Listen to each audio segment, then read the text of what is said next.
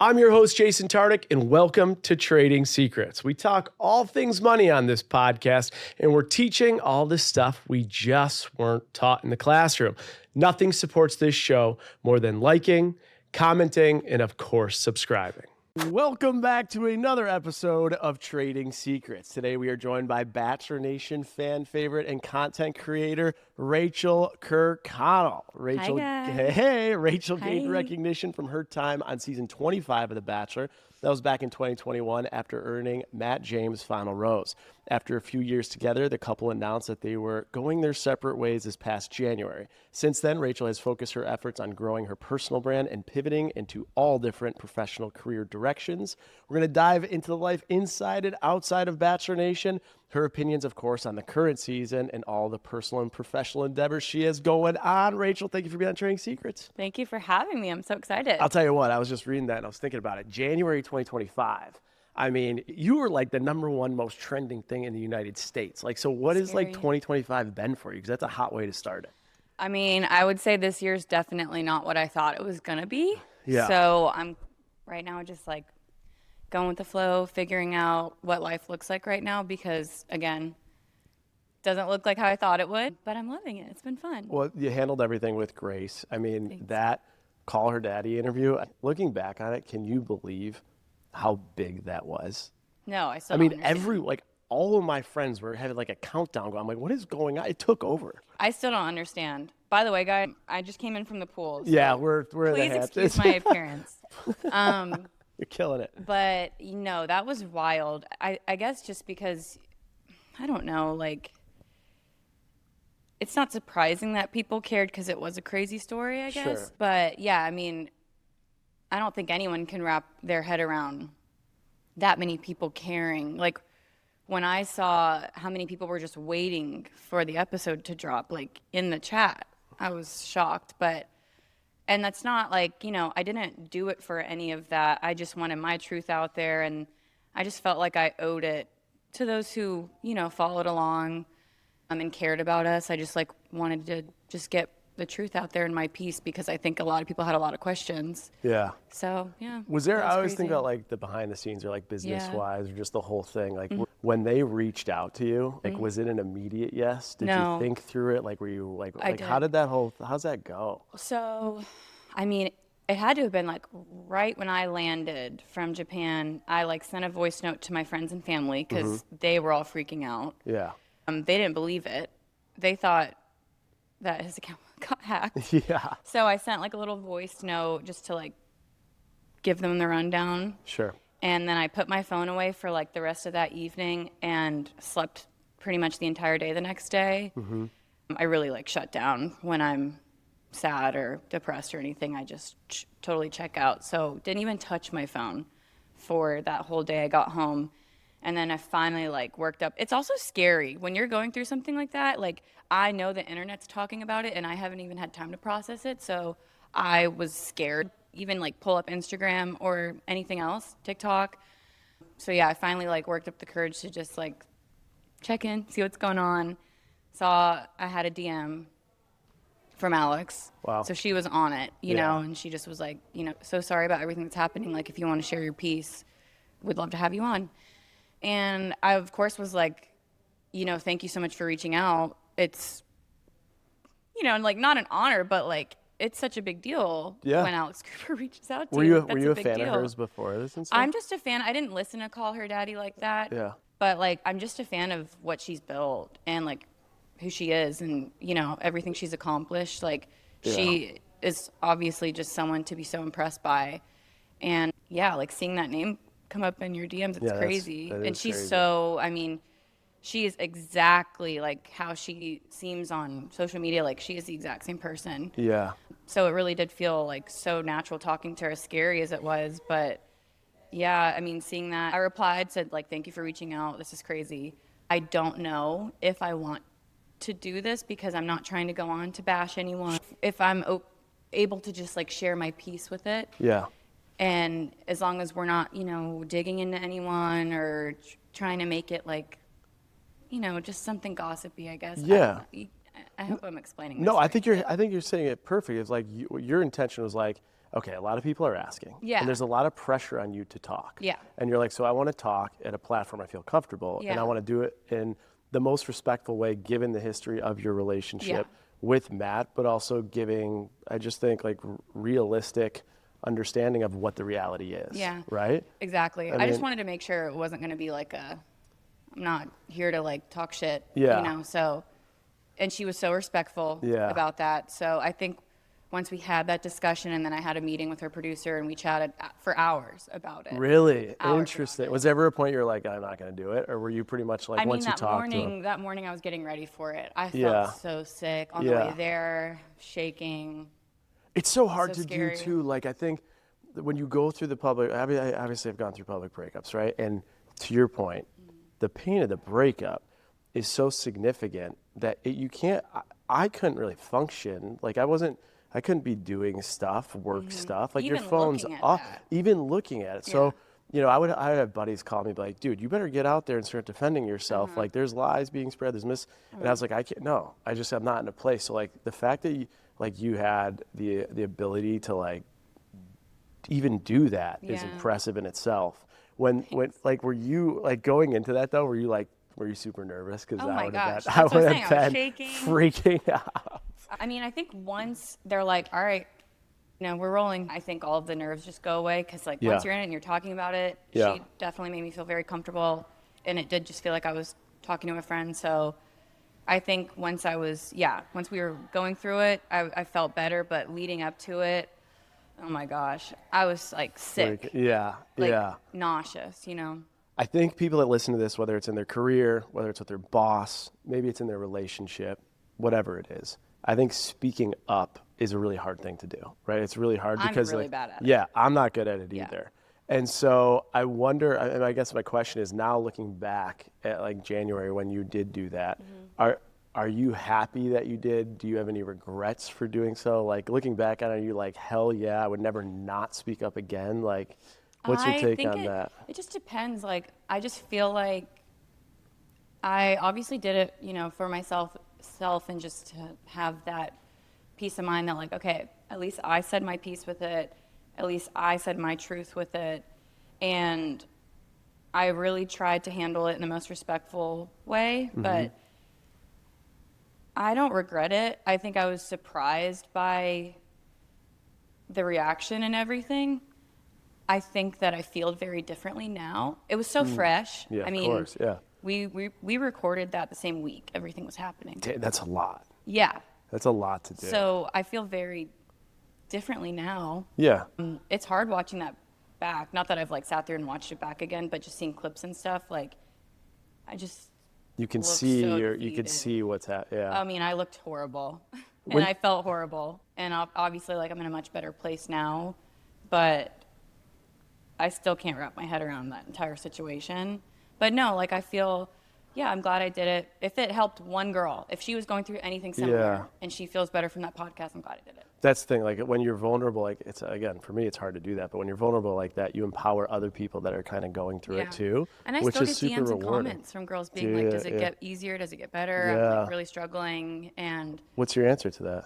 Yes, of course. Like I try to tell people, don't ever let someone be your source of happiness. I think that it's a gift to be able to be on your own for however long, finding your independence and knowing exactly who you are with or without someone.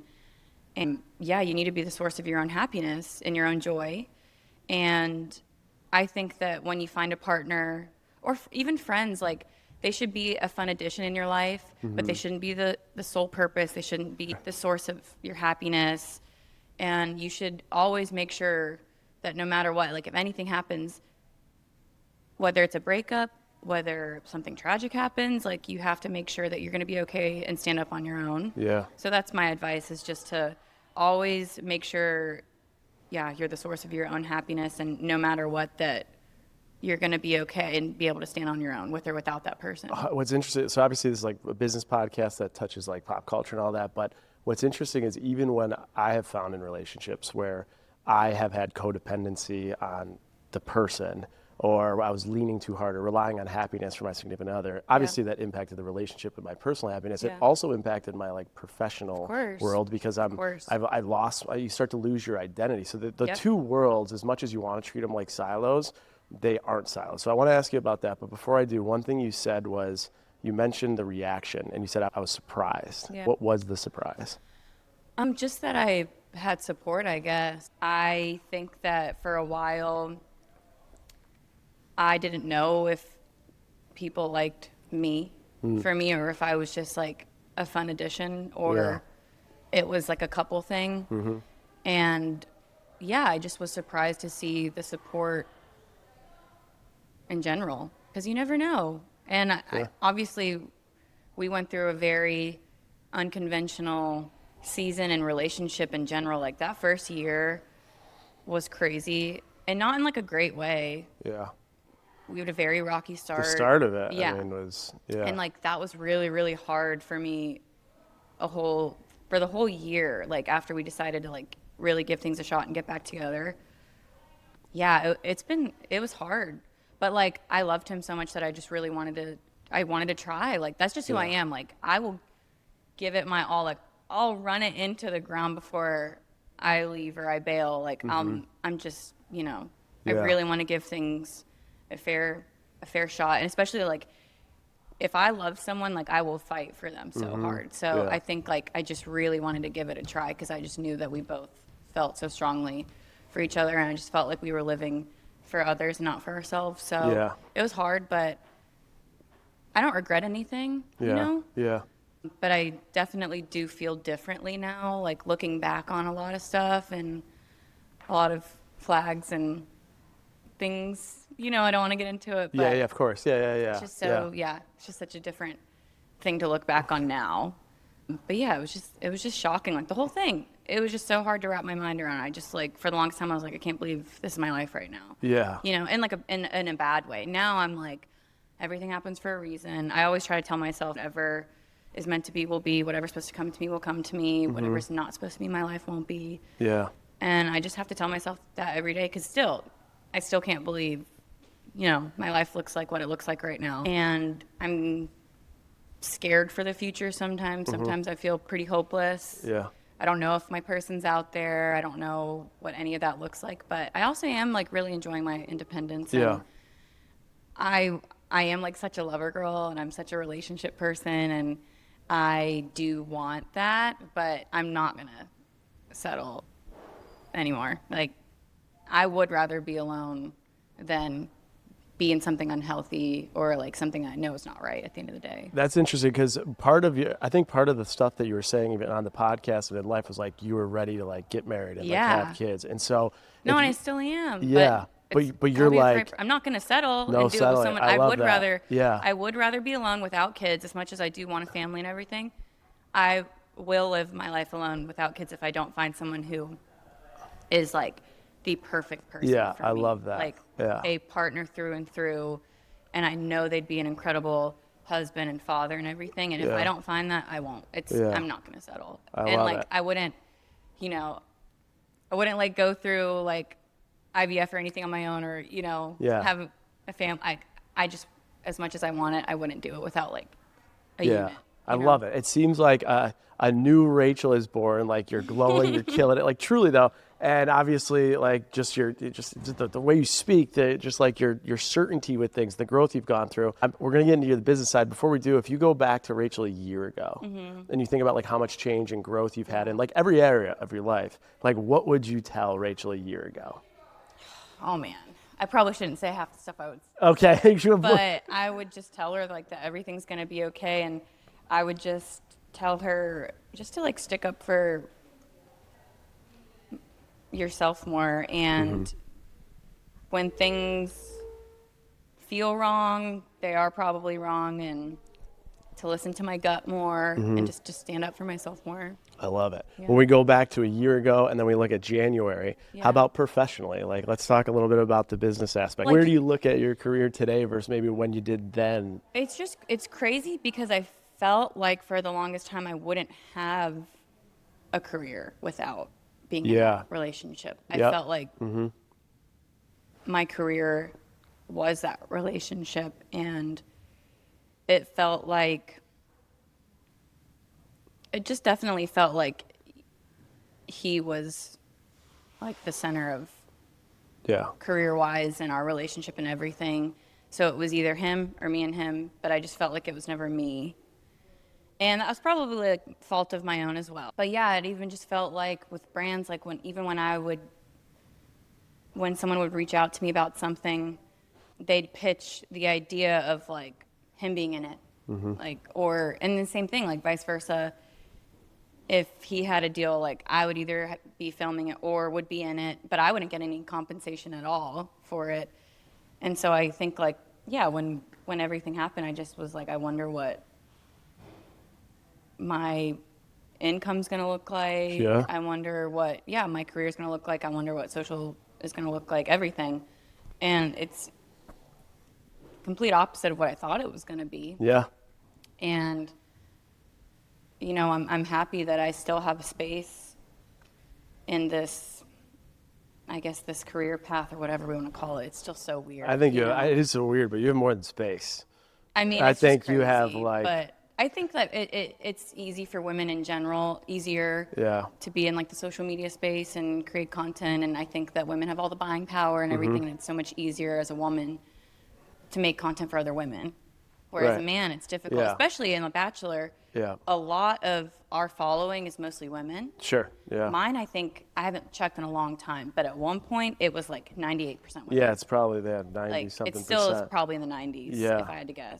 So yeah, I think that was crazy it's just harder for men to make content for women, to sell things to women as a man, but as a woman, it can be easier. Yeah. But yeah, just like, I guess the opportunity that has come my way since then is crazy. Definitely something I didn't expect, but this is definitely one of the best years for me, like financially and good for you. career-wise. I love it. I think there's a huge, like it's trading secrets, but like a huge trading secret. And if there's someone that's listening to this that's in a relationship that feels like either their identity, their income, their future, their professional success is a derivative of who they're with. You have like to separate clear, the two. right? You have to. That's something I've gone through too. And then you learn, and I just think, okay, I'll go back to being in finance, and you start to realize, like, no, you can stand on your own feet. Yeah. Like and I think there people is that a lose, space for everyone. There's a space for everyone. I think if you're losing your professional identity, you know, Kelly Flanagan came on and she talked a lot about how she lost her professional identity in her last relationship, which was relatively toxic. And it's like, if you feel like you're losing your professional identity or just like whatever value you bring in a relationship. I do remember her saying that to me too. Yeah, I think that's eye-opening. Like, I don't sure. think, Well, first off, your partner should support you. Yes. Like, whatever you're doing to make money, they knew that going into the relationship, what you did for work. Them dating you, like, they should support that. Or else, you get what I'm saying? Like, 100%. If you don't like what someone's doing for work, then don't date them. But if you're in a relationship with that person, you should do nothing but support them and uplift them in that career path. And I definitely don't think she was getting that. Yeah, no, of course not. But I think even that if someone's listening to this and you're not, so if you're in your career and you're lost, I think this is a great learning lesson. I also think if you're not in your career, because let's say you're a stay-at-home mom or you're taking care of the family or whatever you're doing, like I still think the role of a significant other, it's so pertinent that person is making sure that you understand your value and that you're appreciated, no matter what that is. Yeah. And I think if your identity is lost because of your relationship, there's a huge overlap between like love and professional and value add, and I feel like 1,000%. Obviously that's something that you had dealt with. I mean, people love they love a relationship. I mean, I will say these days the whole like parasocial relationships and is that what it's called? I think so. I'm just making up words now. That, but like people let's look just what really AI says. AI. See, I am anti-AI. It's about to get crazy, I feel like. This AI thing's going to get nuts. It's so scary. It's like, it's so scary. I was actually when I was falling asleep last night, I was thinking about, we're about to see AI influencers, AI actresses. They're already in vogue. Did you see that? Oh, yeah. AI models. So, like, they're not using real people anymore. And I'm, like, thinking about that for my career. I'm like, pretty soon we're going to be scrolling on Instagram and half of the accounts and are going to be people and AI. ads, everything is going to be fake. And it's really scary, but it's not just for social media. It's going to be everywhere. I have a theory. I mean, we're going off on a tangent. I have a theory that like it's going to massively change relationship dynamics. Right? For sure. You think about everyone's Did so you see attached that to these man phones. He's married with kids. Yeah. And he had a relationship with someone, like an AI relationship. I didn't see. I don't know. We have to look this up. But it was crazy. Like something happened to his AI relationship and he was not okay. Like I don't know if he was suicidal or just heartbroken or something. And it was just crazy watching that story because then you find out at the end that he is married with a family. And That's crazy. It's crazy, and we will be seeing so much of that stuff. It's so scary. We don't even know. We don't even know. It's happening. But in the meantime, they're giving me a definition. So parasocial refers to a one-sided relationship where one person feels emotionally connected to someone who doesn't know they exist. And usually like think a about like celebrity, things like influencer, Love media Island. figure. Yes. Think about like music stands, like for, like a Ariana Grande, a Taylor Swift. Like, it's so crazy what the internet does now with relationships like that with people. It's crazy. They genuinely feel like they know that person. Right, exactly. And that they're friends with them. And that, I mean, I even felt it to an extent. I don't think like, I wouldn't say The Bachelor is where anywhere like where Love Island is or anything.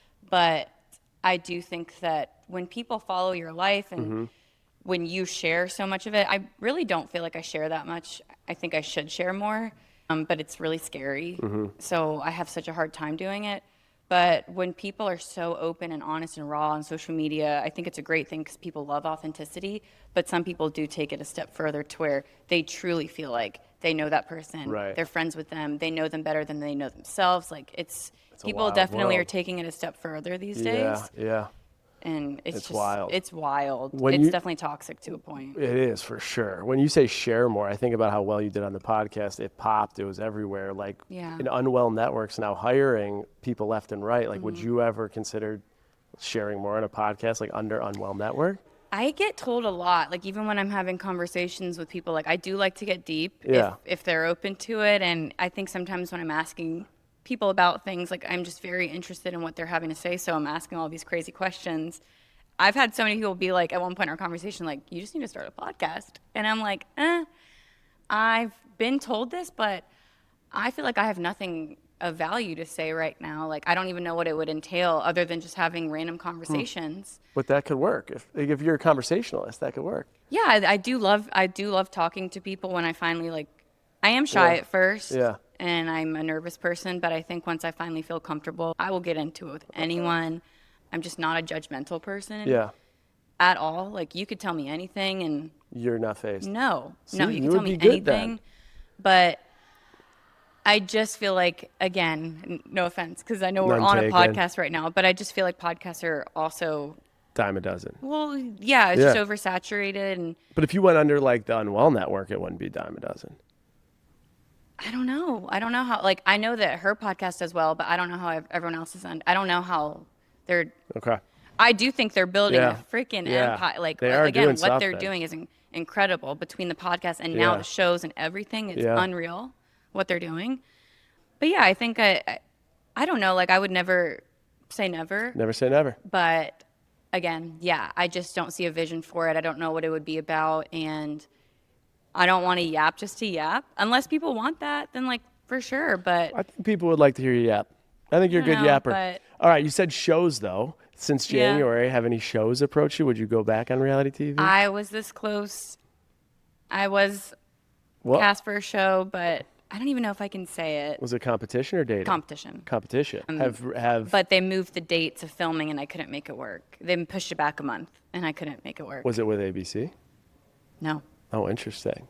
It wasn't. And the show's been around? Yes. Just to give people a little guess, they can guess. I feel like I could say this. I don't know. If I can't say it, then I just cut it out. Yeah, but deal. I was this close to doing Special Forces. Wow. Wait, why? I know. Wait, and I was so into it too. Could you do that? Like, of course you could do it, but like, I was training for it to where I was like, you don't showcase that part of your lifestyle though. I'm a very, very, very competitive person. Wow. And like, not in a toxic way, hopefully, but just no, but like you're down. You're down well, to. I think for me it was like that show, you're competing against no one but yourself. Yeah. And that's the kind of competition I like. I like to push myself when I feel like when I'm in it, I'm like, oh, I can do anything. Wow. And so I was you would have scared. been great on that show. Well, I was terrified of the idea, but also excited, and I did want to do it. And I was doing it until they pushed it back, and then I was like, I can't make this work, sorry. I love competition shows. I really don't know if I would do a dating show again. I can't see you ever, I'll just hold that opinion. Did they reach out to you to do Bachelor in Paradise? Yes. And what did you say? What were your thoughts? I said, essentially, if I'm scratching your back, you have to scratch mine too. Like, I felt like Look at you, it would be boss. good if I was on that show, but would it have been good for me? Probably not. Yeah. So that's why I was like, I almost, not that I felt used or anything, but I just knew, I'm like, I feel like it would be a big deal if I went. Mm-hmm. But what would I get out of it? Because I really didn't think I would leave in a relationship. Sure. There's not really anyone, I don't even know how I feel about dating anyone in Bachelor Nation. Like, I don't think I would do it again. Yeah. Again. That's tough. So I was like, I get that. So wait, when you say scratch your back, now you're talking like business boss negotiation stuff. So you're saying like, I'll go, but like I need either a dollar amount or a plan for something bigger. it wasn't even a dollar amount. It's like a plan for something else. I don't want to say it. You don't I'll have tell to. you after. Okay, tell me after. What I asked But for. then obviously my next question would be Paradise, whatever, but like Bachelorette, you got to be one of the number one considerations. Like, would you do that career-wise, personally, where you at? I don't even know if I see that all the time, like on the internet, just people talking about it or like people posting fake things that I'm in talks of. And I don't think I am, but again, I feel like these days, those men are not signing up to actually meet the woman. They're not. They're signing up for TV and hopefully to like switch career paths after. 100%. Like, I really genuinely don't feel like maybe one or two guys are about it. No. But or even, okay, they might be about it, but I think there's not one person in 2025 that goes on reality TV that doesn't have career or dollar signs or trajectory. Yeah. It's just there's too much information now. I mean, you see, we got the Love Island people I just don't know if I trust a single. So I get that. I just don't know if I would trust a single. I think a lot of people go on the show for that, and then they're surprised with themselves when they actually fall.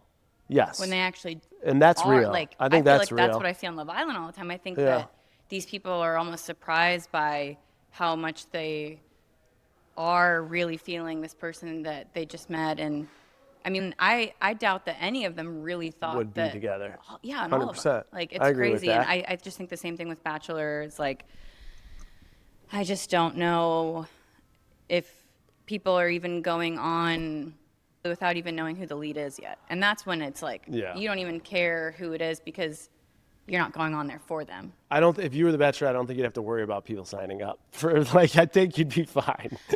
People would be lined out the door. I don't know, yeah. Give me a percentage. What is the percentage likelihood? Like Vegas odds, we talk numbers here. Give me a percentage that you would possibly be the next Bachelorette. 5. Like 5. It's unlikely.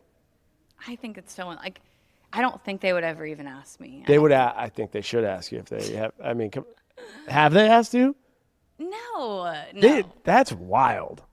No, that's crazy. I think it's crazy that after the whole call her daddy thing, why you wouldn't be like the next bet because they skipped the Bachelorette season. Well, and again, we might have to cut this out, but sure. I think that when they were talking to me about Paradise, that was that was your little got it. I don't know. I don't know. I think I would have had to have done that. Okay, got you. Did you go there to even be considered? Okay. And I just don't think I don't know if I could put myself through that again, honestly. Yeah, and I just don't know if I would trust any of the guys or the producer. I don't know. I got you. All right, one more Bachelor question, then I'm done. You're talking about Paradise. Nick Viall now has his own. They have like an age gap show, right? Congrats to them. They're hosting it. And then there's age gaps on Paradise this summer. And then you threw a little comment in there talking about the age gaps. Now you're dating. You might go on a dating show. You probably won't, whatever. What's your take on age gaps in dating? I got to get your perspective on that. I will say this. Yeah. I am so sick of, I keep telling myself this. I'm like, I'm 28 right now. If I were to meet a guy and he'd be 25 or 26, I immediately, like my immediate reaction, I would be upset that he was younger than me. And I've been telling myself lately, I'm like, I cannot have that in the back. Upset because he's younger than you? Yes. Oh, interesting. Well, and even then there's definitely like, there's definitely like a too young of a person for me to like, if I meet someone, I'm like, oh, he's cute. And I find out he's 22. No. Okay. Gotcha. Like, no, okay. I don't see how that's possible, honestly, just because I don't think a 22-year-old man is even ready for like a serious relationship. Okay. I don't know. I'm sure there are. That's mean to like group everyone together. I think generally that's a fair statement.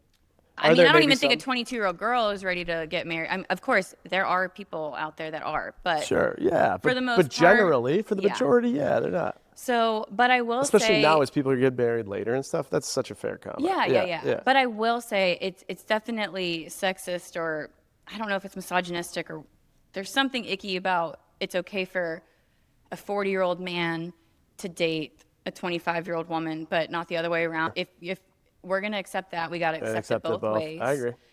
So if you think one's icky, not the other, you got to ask yourself why. Yep. But again, I think if I were 40, I wouldn't date a 25-year-old. Yeah. I think that you are just in such different spaces of life that I guess when I see these big age gap relationships, I'm wondering what they have in common, what they talk about, how life looks like when he's 60 and she's 45, when he's 80 and she's 60. Like, I just wonder what it looks like after a while. Yeah. And I don't think, and I do think there's such thing as like too big of an age gap. I think that if you're having these golden bachelors in their 70s on the beach with 20-year-old girls, I don't think that's something we should be supporting or promoting in any way. Fair. Because again, if there is a 70-year-old man or woman, why are you attracted to a 25-year-old? Like, where's the connection? That's creepy to me at that point. Yeah, I think it's fair. That's fair. Like, I think it's a great take. You were almost 50 when they were born. You know what I'm saying? It's like the same age as their parents. Like, come on, what are we doing? Oh, and I think about that too. So I did see, I love Vampire Diaries, and I saw Paul Wesley. I think he's 40 or maybe in his 40s. He's now dating. I don't know if he just got married or if he's dating. I don't know. My sister told me about this. She's 25, and my sister was like, "That could have been you." And I'm like, God, that sucks. It could have been no. But I was thinking like, yeah, but Trin, how weird would it be bringing home a 40-something-year-old man to mom and dad when they're in their 50s? Like, I just wonder, the dynamic would just be so crazy. I don't know. Yeah. So I definitely think there's probably a cap for me both ways. All right, there's a cap both ways. There's a cap and a floor. Let's wrap with this. What is next? Like in your career, like what can people expect from you? What do you think? Like, what are your dreams, aspirations? Oh, what do you want to do? Business. I have dreams, but I don't know if I can make them happen. I think that God, that sounds so negative. That sounds like what are they? I'm like, what can't you make happen? Well, social media is definitely not my passion, but it's such a blessing that of course I want to make the most of it while I can. I think anyone would if they had the opportunity. But I will say, like I just said, it's a blessing. It still is like really shitty at times having to deal with people and the audience and again, parasocial relationships and just so much negativity. Like my confidence and like just my self-esteem and my mental health struggles so much because of social media.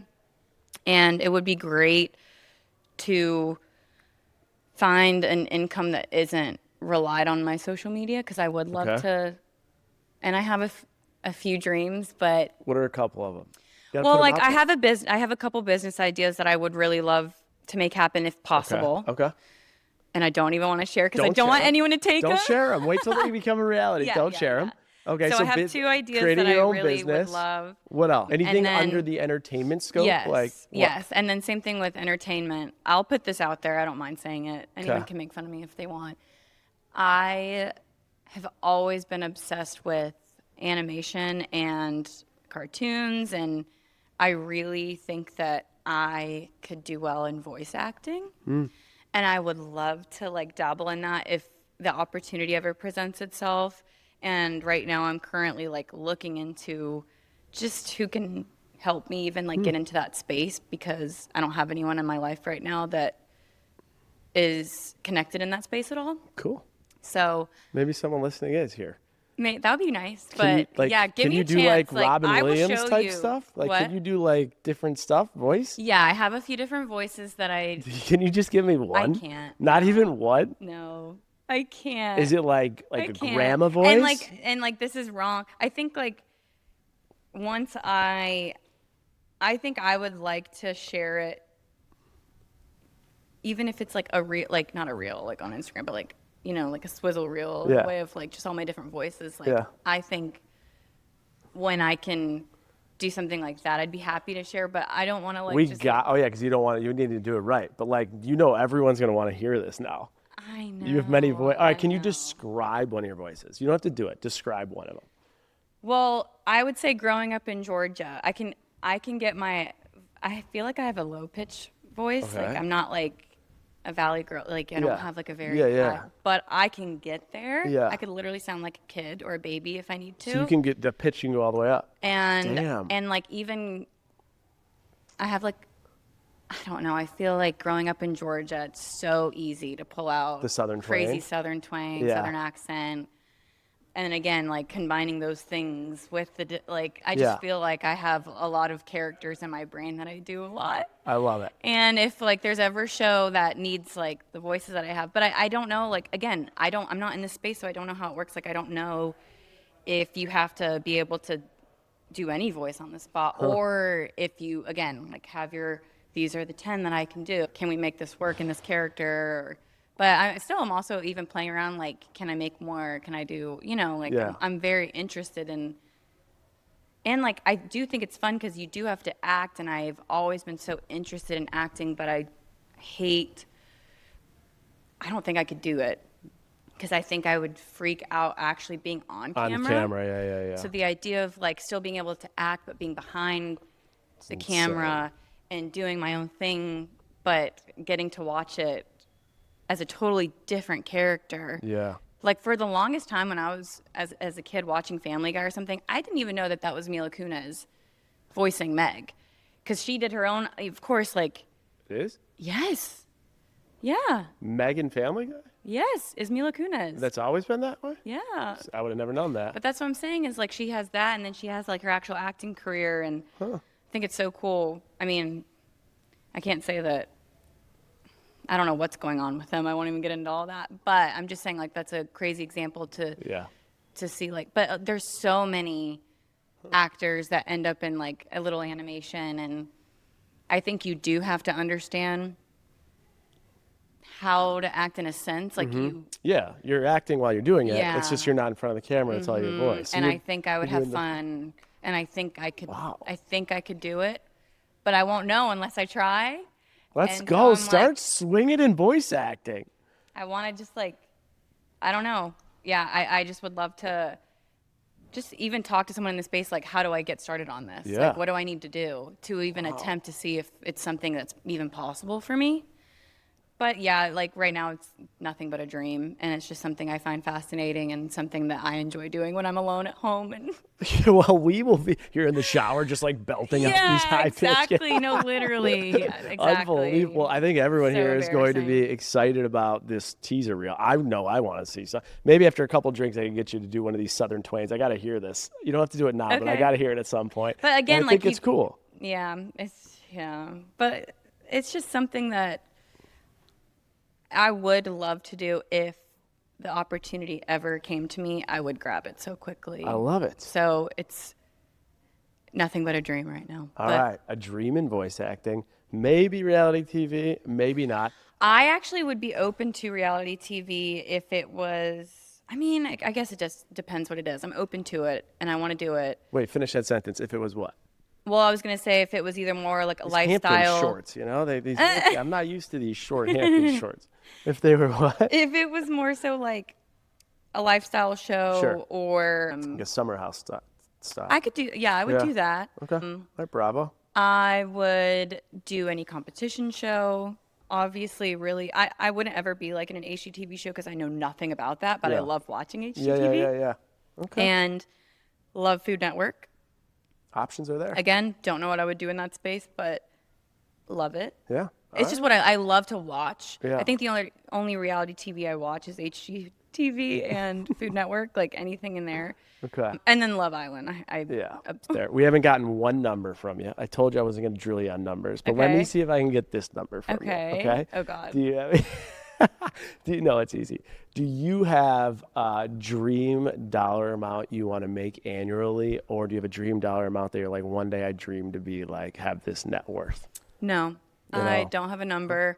I just want to feel safe. Like I want Financially to, safe. Yeah, that's it. Like great. as long as I feel safe, I'm not like a big, I don't need to be a billionaire. Like I don't need that. I don't think anyone should be a billionaire actually. But like if I were to ever make that money, I think I would love to do a lot of things for other people with it. So I think maybe the only thing that would be nice about earning an insane amount of money would be just, doing something to where I could give back to others. Yeah. I would love to open like a no-kill shelter, like farm, or I'm like so sickly obsessed with animals. Yeah. So I would love to like do something in that space if I had all the money in the world to do something. But like there's so many things, like it makes me sick just seeing so much wrong in our country, our world, and knowing that there's so many people out there that have so much money to help and they don't. And I don't know why. Like, would love to chat with them and ask them why not.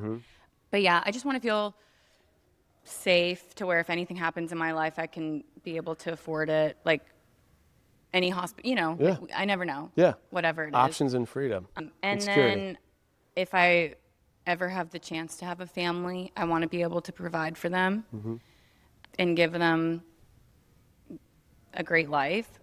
But I'm so down like a crazy rabbit hole that like I don't even know what the world's going to look like in 10 years, 20. No one does, but I'm scared about what. Especially when we talk about AI. And yeah, all exactly. That. I mean, like it's crazy. I don't even know. Like God, I want a family so bad, but I'm like, do I want kids in like the world that's coming? I don't know. So yeah, I think I would like to just make enough to where hopefully I can retire not at 70. Like the country's trying to get. Like I would love to. Yeah, just be financially stable to where I can live out my old years in peace. Amazing peace. So, just want some peace and security in this world. Yeah, like tough to ask I think for. that's all you can ask for these days. Yeah, I'm true. really, I guess at the end of the day, maybe I'm not a go-getter like everyone else, but I just want to, But you're getting the right things, right? And you're like learning through your experiences to like grow in ways that you probably never thought you would. Yeah, And I think for me it's more, I think the like emotional aspect of life and the family aspect and relationship and I'm just all about that. Like that's more important in life to me than money. But I think that can also be something stupid to say because I think there's a lot of people in life that are really, really, really struggling and like they would give anything for money. And that's, I think so many people right now think like their life, so many problems in their life would be solved if they were more financially stable. So I never, you never know. Like maybe I'm thinking the way I think because I'm comfortable. Yeah. I don't know. The one thing I'll say is like we see on social media, obviously your lifestyle content, your fashion, all the things that you do, but I don't think on social media we get to see enough of this. And like your voice is powerful. It's and scary. Well, your brain is deep, your emotions are intact, and like your voice is powerful. So like I know you want to be a voice actor and keep doing that, but I also think when you look down your career is like continue to use like this voice to like make change and empower people. And, it's just scary. Like I just need to get so over. Big. Yeah, I need to get over being. I just find the internet terrifying. I find it's just such a negative space these days. It used to be a lot more lighthearted and fun. I feel like a decade or two ago, and it's just it's scary to put yourself out there. And I think I'm just not. I need to work on like being tougher and a bit more strong because I like if I get one bad comment or DM, like it ruins my whole day. And I'm like I just don't want to post or do anything, and I really struggle with that. Yeah, that's my biggest struggle for sure. Is just putting myself out there and like. I hate the idea of being perceived. Yeah. And I have to get over that. Because sometimes, like, I don't know, like, if I'm having a good day or I feel like I'm getting, I don't know, like I'm feeling accomplished in whatever I just shot or something performed well or whatever it is, I'm, like, feeling obviously better about it, and I'm like, it's really not that serious. Like, just throw shit up, stop caring about what people think, stop worrying about being perceived and hated and the mean comments and the cruel DMs. Like, I gotta stop. But then the next day I'm like, no, I'm looking. No, yeah. So I gotta work on that. Keep powering through though, because you're a light, and you know that, like, when you obviously it's scary, but you obviously did it on Call Her Daddy. You know, when you get the chance, you get to do it. And I think the good and the impact is astronomically outweighing the bad. So keep going. That's what I'm going to push you to do. You're killing it. I'm going to be calling you every now and then. Fucking get your voice out there. You're crushing it. Appreciate being on Trading Secrets. We got to end with the trading secret. So it's like something that you can't learn from a professor. You can't like read in a TikTok tutorial or a textbook. They can only learn from like your life experience. It could be like a quote, a piece of advice. It could be a financial tip. Just anything is like Rachel's trading secret.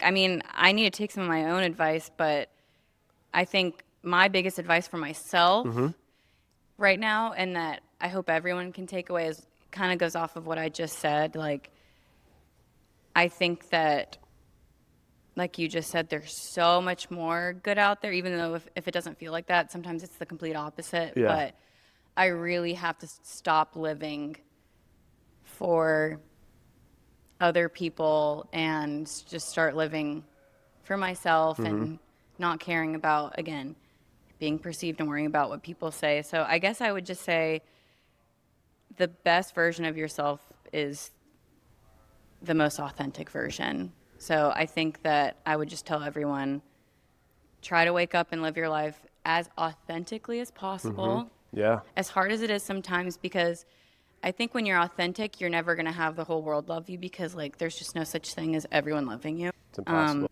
So yeah, I think my advice for everyone, like in this day and age and with social media and everything, try to just be as authentic as possible, because that is what makes you so beautiful. And I don't have any like financial advice or anything. I'm still figuring it out. But yeah, I think my biggest advice that I tell myself right now, and that I think at least for, no, I mean, I was gonna say for women especially, but yeah, for everyone, just, you are so beautiful in your most authentic self. I think that we see so much on social media, so many, especially with AI now, like everything. I think that it's so easy for women, I mean everyone, but especially young girls, to feel like shit about themselves and try to be something they're not, try to be someone they're not. Yeah.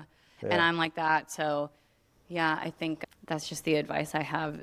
It's hard. It's easier said than done. Yeah. I struggle with it, but God, it's something we all need to hold on to right now with everything that's happening. Yeah. Because everything's going to start looking the same. Everyone's going to start looking the same, and it's scary. And it's crazy. Yeah, we have to hold on to that authenticity, because like that's what makes us human. That's it. You nailed it. I'll end with this. I think my trading secret that I learned from you is, when you in your life were looking or seeking others for outside validation, it's when you lost yourself the most. For sure. And then when, even at like your toughest point, when you're nervous, when you're scared, when you're depressed, when you found inward validation, it's like when you made the biggest impact. And it's like when your career continued to take off, and when your connections with people and everything else. So it's like, always continue to find like inward validation, no matter how much bullshit's out there, because that's when you'll thrive. So that's the trading secret I got from you. But Rachel, thank you for being on Trading Secrets. You killed it. You're an all-star. Where can everyone find you?